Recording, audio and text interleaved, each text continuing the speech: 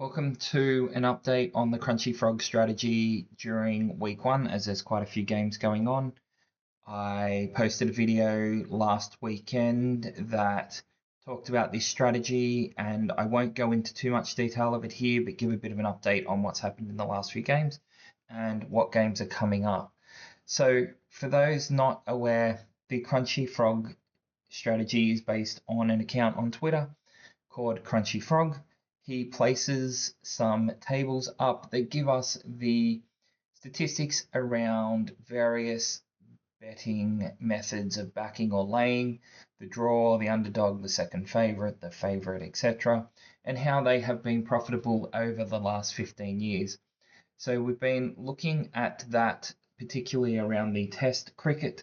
Here is another version of it based on teams and whether you had backed home or away. So you can see here that backing away obviously has the highest return, although you will go through quite a few steps or a few years where you will lose following that method, as it only has a 30% odd strike rate. And you can see here, had you backed the draw, you would pretty much be down terribly. Backing the draw seems to be a terrible way of betting on cricket, at least pre-play. In play can be a completely different strategy. So looking at that, we have been placing some bets. We had two games this week, which were Sri Lanka versus Bangladesh, where it was a draw, so we lost $100. The England versus India, we lost $8.50 because we were basically placing $50 on each team. England was less than the $2 break even there for those. So we ended up just losing a small amount there, putting our current profit loss after two games at minus $108.50. The stake on the next few games is $100 per team, which starts to get us moving, and hopefully we get a couple of wins here to recover that profit loss. And that stake will increase as I am using a slightly progressive staking approach. So the next match, as I had there when we put up week one, was Sri Lanka versus Bangladesh. But if I actually have a look now, we have four games which are up there. Sri Lanka versus Bangladesh, which is on the 25th of June, which is today. I have those bets on already. If either team comes out in front and wins the game, we will profit. But at the moment, the draw is favoured at about $2. So hopefully we can get Bangladesh up because they will give us the biggest profit, given that they are the underdogs in this game. But we will still profit if Sri Lanka comes out in front. We then have West Indies versus Australia tomorrow, which is Thursday. I will get the bets on for that tomorrow, closer to the game. The odds for the draw in that are up around $9, $10. The Zimbabwe versus South Africa game starts on Saturday. That has a draw up around the $10 to $12 as well. South Africa is a heavy favourite in that, just like Australia is a heavy favourite. If either of those sides do end up winning, we will end up losing still on our bets, given we are just level staking on the teams, and we kind of make our big profits when the underdogs win. And then we have England versus India coming up next week on the 2nd of July. So that's still a while away, but the draw is sitting somewhere around the $5 to $6 mark from memory.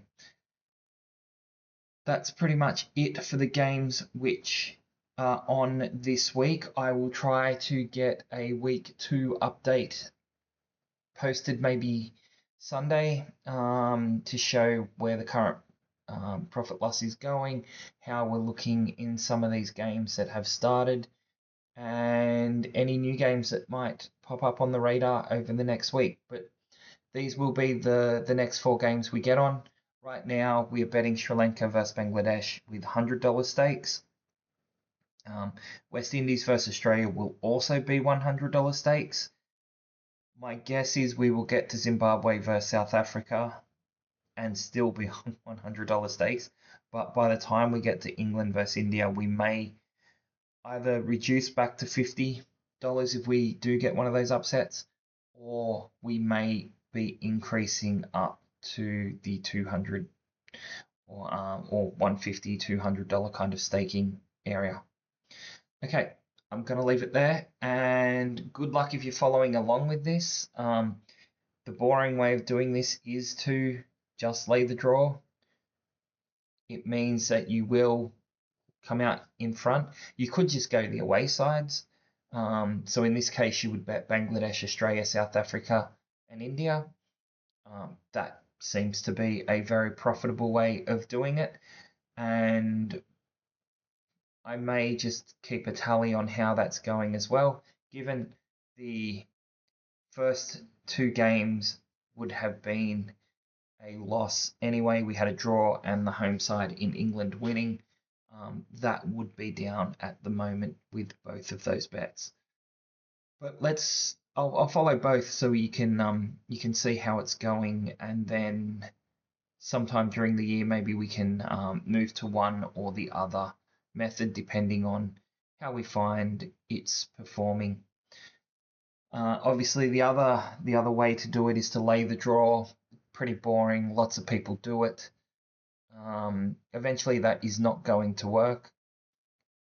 The odds will start to get out there. There are a lot more out there these days than they were several years ago, where you could pretty much lay the draw around $4 or $5 every game. Now they're sitting around $8, but still profitable at these odds by the looks of it, based on what Crunchy Frog has put out. And we're just going to see how it goes. Okay, I'm going to leave it there. That's the quick update for midweek. And if you've got any comments or questions around it, check out the first video. If you're looking for other bets to put on, check out the NRL and the AFL videos that I put out. This is primarily a betting channel, not a sport channel or a channel that is just focused on one sport. I'm looking to get good bets on that make money for those that want to follow along. And I am putting bets on all of these games generally before I put the videos up so that I don't impact my odds, just in case others are following along. So I will get my bets in generally as early as possible before the videos get up, especially for an NRL and AFL, as those odds can get smashed pretty quickly when they come up early in the week. But I'm going to leave it there. Cricket, there should be money there most of the week, and I like to get the odds on the bets on the odds closer to the games with cricket, just so we get that better prediction. Okay, I'm gonna leave it there, and thanks for watching.